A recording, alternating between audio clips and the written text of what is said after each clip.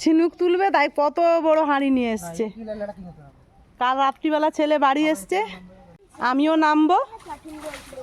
এখনো পাড়ার সব ছেলে মেয়েগুলো আসেনি, তারা রোজ চলে আসে। এখন তো গরমে ছুটি পড়েছে, সবাই সাঁতার শেখার জন্য আমাদের ঘাটটাতে চলে আসে। এখন 11টা বাজে, ওরা প্রায় 11:30 বা 11:45 দিকে চলে আসবে সব বাচ্চাগুলো। কি সুন্দর বাতাস দিচ্ছে গো, পুরো বালি সরা ফেলে দিয়েছে গো, কি সুন্দর। আমি তো নামিনি কতদিন। চলো 1 ঘন্টা বাবা জীবন। ও তুই ঝাম মারবি? মাগো এগুলো কি? এগুলো কিন্তু একটা বাঁশ আছে। বাবা দেখে, হ্যাঁ গো এই তো দেখো কত চাছুন, এই যে ঝিনুক, ভালো কথায় ঝিনুক।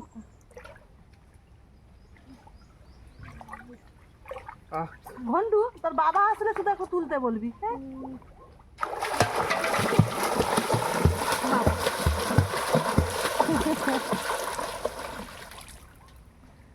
এই সব এইরকম ঝিনুক। ঘন্টা তুল, কিন্তু এই হাঁড়িটা প্রচুর ঝিনুক হয়েছে। অত দূরে কি করবে? আরে বাবা সব তুলবে তার মতো করে। হাঁড়িটা আমার দিকে ঠেলো। প্রচুর এই সামনেটা হাঁড়িটা। আরে ওই এদিকে ঠেলো, ঘন্টু দাদার দিকে নিয়ে যা। বড় কিন্তু নেই।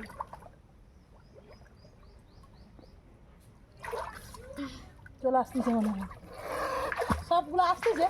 কিরে তুই চলে বাবা, আমি নামবো, সবগুলো আসতেছে। আরগুলো গেল কোথায়? আরে ভাই দিয়ে আসতেছে, সব আসতেছে। চাচুন মানে এটা কি? ঝিনুক চাচুন মানে চিংড়ি মাছ।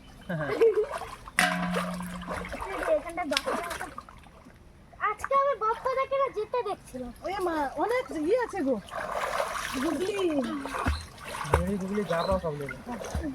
আচ্ছা ইয়ে পাতাগুলোকে টানো তো গো। দাঁড়া আমি ডুব দিয়ে আমি ঝিনুক ঘোরাচ্ছি, তোমার পায়ে ফিরে যাবে। ভাঁড় দেখ, আমি ভাঁড় খুঁজে পেয়েছি। ভাঁড়ে কি আছে দেখ। কি আছে? কিচ্ছু নাই। দেরি হয়তো আছে ওটা। তোর মুখে জল লাগলো। তোর মুখে জল লাগছে, তুমি একটা দূরে। ও আমি একটা পেয়েছো? আমি না কাল রোজ স্নান করতে আসে বাচ্চাগুলো, দিয়ে পুকুর আমাদের যে ঘাটের ধারে চান ফেলানো আছে, কাঠ ফেলানো আছে, ওর নিচে ঝিনুক আছে। ওরা সেগুলো ধরে নিয়ে খেলা করে, বলে রান্না, তার মাকে যে বলেছে মা একদিন রান্না করে দাও না, খাবো। তাই আমিও ঘাটে বসে বসে দেখি ওদের স্নান করে। একদিন বললাম ঠিক আছে আমি একদিন ধরবো, ধরে তোদেরকে রান্না করে খাওয়াবো। সেই জন্য আজকে নেমে পড়েছি। বড় বড় আছে, বিকালে সন্ধ্যাবেলা সব করে দেবো না।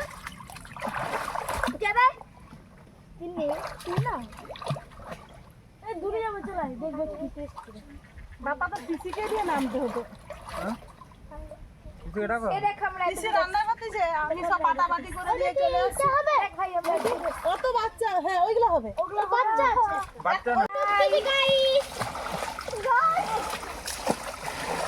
কতগুলো চাচুন ধরেছি বল। ঝিনুক, এখানে কতগুলো ঝিনুক ধরা আছে। আমরা গ্রাম্য ভাষায় চাচুন বলি, কিন্তু ভালো কথায় ঝিনুক। এই পুরো ছুটিটা বাচ্চারা এখানেই স্নান করবে। ওরা বেশি দূরে যাবে না, এই পুকুরের সামনেটাতেই থাকে। মেঘ করে আসলো কেন কি জানি।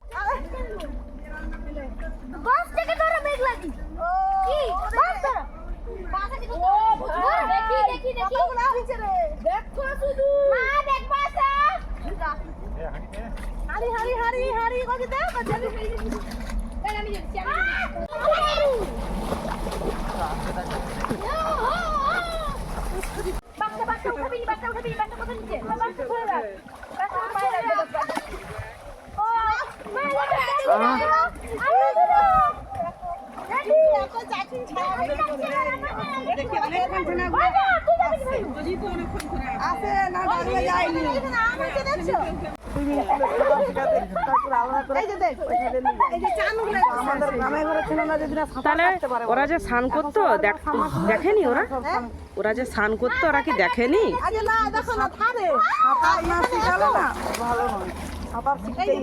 আরে ওরা তুলে ওইখানে ফেলে দিয়েছে। গরমকাল বললে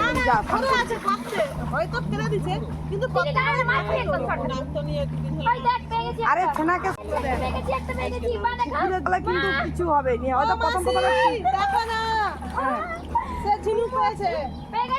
হ্যাঁ দিয়ে দে তো জেঠিকে। ওদের কচি ওরা গন্ডু আর কচি উল্টায় দে আর ওইখানে স্নান করে। ডাল করে দিবে আর আলু দিয়ে তরকারি করে দিবে সন্ধ্যাবেলা।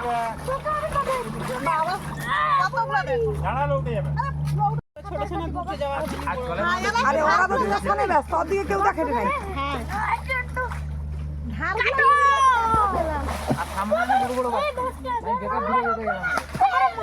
ঘন্টার মা আর বছর নামতে যায়নি, এবছর আর বাঘ সামলাইতে পারলো না, এবছর আর বাঘ সামলাইতে পারলো নি, বলেন না। জল করে কি করে দিল টিভির দিকে দেখো।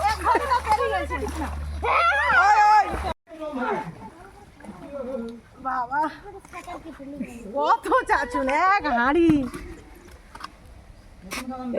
হ্যাঁ 3-4 জন, হ্যাঁ হাফ হাঁড়ি হয়েছে, অর্ধেক হাঁড়ি। আপনারা তো দেখলেন সবাই চাছুন তুললাম। বাচ্চারা সন্ধ্যাবেলা খাবে বলেছিল, কিন্তু হঠাৎ করে ফোন আসলো ভাইয়ের বউয়ের পেন উঠেছে, তাকে নার্সিংহোমে ভর্তি করতে হবে। হাসপাতালে একদিন আগে ভর্তি করেছিল মাতৃমাতে, ওখানে ছেড়ে দিয়েছে, বলেছে এখনও 5-6 দিন দেরি আছে। আর ভাই আমাকে ফোন করে বলল, দিদি এখনও পেন হচ্ছে, হাসপাতালে তো ছেড়ে দিল, কিন্তু আমি কি এই অবস্থায় বাড়ি নিয়ে যাব? আমি নার্সিংহোম নিয়ে যাব। আর আমাদের এখানে আছে মাতৃ আশিস নার্সিংহোম কালীজানার। আমি বললাম ওখানে নিয়ে আয়, আজকে আশিস মণ্ডল স্যার আসবেন, দেখে কি বলে দেখি। দিয়ে ভাই ওখানে নিয়ে আসলো, তাই আজকে আমাদের সন্ধ্যাবেলা ফিসটা বাদ হয়ে গেল। বাচ্চাদেরকে যে রান্না করে খাওয়ানোর কথা ছিল, আগে ডাক্তারখানাতে এসেছি, দেখি ডাক্তারবাবু কি বলেন, তারপর সব ডিসিশান নেওয়া হবে। এই যে সুমনা, কিছুদিন আগেই তো দেখেছিলেন, 7 দিতে গিয়েছিলাম 1 সপ্তাহ আগে। স্যার বসে গেছেন, ওরা গেছে ভেতরে, দেখানো হয়ে গেছে, এবারে বাইরে আসুক কি বলে শুনি। দেখানো হয়ে গেছে, বললেন ভর্তি করে দিতে। ডেট দিয়েছিল 21শে মে, কিন্তু আজকে 14ই মে, অনেক দিন আগেই পেন শুরু হয়ে গেছে, 5-7 দিন আগেই। বলেছেন 3-4 ঘন্টা দেখবেন, না হয় সিজার করে তুলে নেবেন। তাই আমরা ভর্তির যেসব প্রসেসিং কাজ করতে হয় সেগুলো করে একে বেডে দিয়ে দিয়েছে, সেলাইনও দিয়েছে। এই যে হাসছে আমাদের সুমনা, মাঝে মাঝে পেন হচ্ছে। এখন সেই সময়, এখন প্রায় 7:45 বাজে, সুমনাকে নিয়ে চলে যাবে ওটিতে। ডাক্তারবাবু বললেন সিজারি করে নেবেন, কোনো সেরকমভাবে পেন নেই। ভয় পাচ্ছে, যাওয়ার আগে আমাদের দিকে কেমন তাকাচ্ছে দেখুন। বললাম ভয়ের কিছু নেই, তুই যা, আমরা সবাই আছি। প্রত্যেকেই ওটিতে যাওয়ার আগে সবাই ভয় করে, মেয়েটা ভীষণ ভয় পাচ্ছে। এইবারেতে আমাদের ওটির সামনে দাঁড়িয়ে অপেক্ষা করার সময়, ছেলে সন্তান হোক মেয়ে সন্তান হোক, যেটাই হোক, সুস্থভাবে মা সন্তান দুজনেই যেন সুস্থ থাকে, এটাই ঈশ্বরের কাছে আপনারাও আশীর্বাদ করুন। আমাদের তো খুব টেনশন হচ্ছে, ওটির বাইরে দাঁড়িয়ে আছি, তার মা তো, যে যার মা তো বেশি টেনশন হবে। এই সেই শুভক্ষণ চলে এসছে। 7:50 নিয়ে গিয়েছিল, প্রায় 8:50 আমাদের হাতে বেবি দিল। মা সন্তান দুজনেই সুস্থ আছে। নার্স এসে তার দিদিমার কোলে দিয়ে গেল, আমরা সবাই খুশি। খুব হেলদি বেবি হয়েছে। মা বেবি দুজনেই সুস্থ আছে, এবারে বেডে দিয়ে চলে গেছে। আবার নতুন কিছু তো আগে থেকে কিনে রাখতে নেই, তাই বেবি হওয়ার পর আমরা সবাই চলে এসেছি। আমরা তিন ভাই আর আমি মিলে যা নতুন জামা প্যান্ট, যেগুলো তোয়ালা, বাচ্চাদের বেবি মশারি যেগুলো লাগবে সেগুলো, আর বাচ্চাদের জিনিস কিনতে ভীষণ ভালো লাগছে। সাইজগুলো দেখুন কি সুন্দর সুন্দর জিরো সাইজ, এইটুকুটুকু সাইজ। এই জিরো সাইজ থেকে একদিন এরা সব হিরো হয়ে যাবে, হিরো হিরোইন।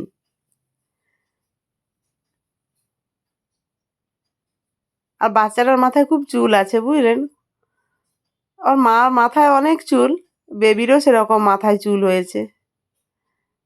তারপরে আমার ভাইয়ের মামা শ্বশুর ফোন করেছে, তোমরা গেলে কোথায়, আমিও জামা প্যান্ট কিনবো। ভাই তখন ফোনে বললো যে এই দোকানটাতে চলে আসুন, জামার কালারটা খুব সুন্দর। তিন ভাই আর আমি বসে জিনিস কিনলাম। এবার মশারি চাইলাম, মশারিটা এতই ছোট দিল। আমি বললাম আর একটু বড় সাইজ দিন, বলে এর থেকে আর বড় হয় নাকি? আমি বলি কেন হয় না, আমরা কি আর একদিনের কথা ভেবে কিনবো, এখন 5-6 মাসের কথা ভেবে কিনবো। আপনার কাছে বড় নেই সেটা বলুন। হ্যাঁ, উনি বলছেন এর থেকে আর বড় হয় না। বলুন এর থেকে কি বড় হয় না? মশারিটা ভালোই নয়, কিন্তু রাত্রিবেলা তো থাকবে, তাই ভাবলাম না একটা ছোট দেখে কিনে নেই। তারপর ভাইকে বললাম, ভাই দরকার নেই, আজ এই দোকানে মশারিটা আমার ভালো লাগছে না, মশারিটা রেখে দে, কালকে অন্য দোকানে কিনবি। যেহেতু রাতও অনেকটা হয়ে গেছে, এখন আর কোনো দোকানও খোলা নেই, এই দোকানটাই খোলা ছিল। আবার সবাইকে বাড়ি ফিরতে হবে। সব কেনাকাটা হয়ে গেছে, এইবারে যাচ্ছি। আর এইখানে আমি মাংস কিনতে আসি, এই রোড সাইডে যে দোকানগুলো দেখা যাচ্ছে, মাংস দোকান। এখন রাত 10টা 10, আমরা বাড়ি যাব। সব কিছু কাজ গুছিয়ে যাওয়ার পর যে বাড়ি যাচ্ছি। আর বন্ধুরা, আমার এই ভিডিওটি যদি ভালো লেগে থাকে, আপনারা লাইক, কমেন্ট, শেয়ার করবেন, সাবস্ক্রাইব করবেন, আমার পাশে থাকবেন। আজকের মতো আসছি, সবাই ভালো থাকুন, সুস্থ থাকুন।